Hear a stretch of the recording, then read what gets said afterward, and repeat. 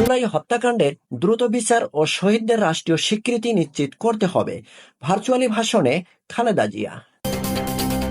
1 জুলাই মঙ্গলবার রাজধানী ঢাকায় বাংলাদেশ চীন মৈত্রী সম্মেলনে ভার্চুয়ালি যুক্ত হয়ে কঠোর ভিডিও বার্তা দেন বিএনপির চেয়ারপারসন খালেদা জিয়া।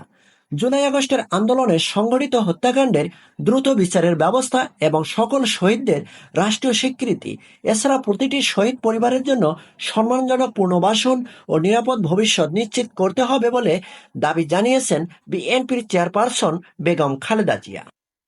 সাবেক রাষ্ট্রপতি ও বিএনপির প্রতিষ্ঠাতা জিয়াউর রহমানের সহধর্মিণী বেগম খালেদা জিয়া বলেন, দীর্ঘ 16 বছর নির্মম অত্যাচার, গ্রেপ্তার, হত্যা, গুম ও খুনের মাধ্যমে গণতন্ত্রকে ধ্বংস করে একদলীয় শাসন ব্যবস্থা চিরস্থায়ী করতে চেয়েছিল আওয়ামী লীগ শাসন গোষ্ঠী। কিন্তু জুলাই আগস্টে ছাত্র জনতার অভ্যুত্থানের মধ্য দিয়ে সেই ফ্যাসিবাদের পতন হয়েছে। সুযোগ সৃষ্টি হয়েছে বাংলাদেশকে নতুন করে তৈরি করার। এই আন্দোলনে যারা আহত এবং শহীদ হয়েছেন তাদের প্রতি শ্রদ্ধা এবং সমবেদনা জানিয়েছেন খালেদা জিয়া। বিএনপির এই চেয়ারপারসন বলেন, তাদের এই আত্মত্যাগ জাতি চিরকাল মনে রাখবে। আওয়ামী ফ্যাসিবাদের শাসনামলে যারা গুম, খুন ও বিচার বহির্ভূত হত্যাকাণ্ডের শিকার হয়েছেন তাদের সকলের তালিকা তৈরি করতে বলেন খালেদা জিয়া।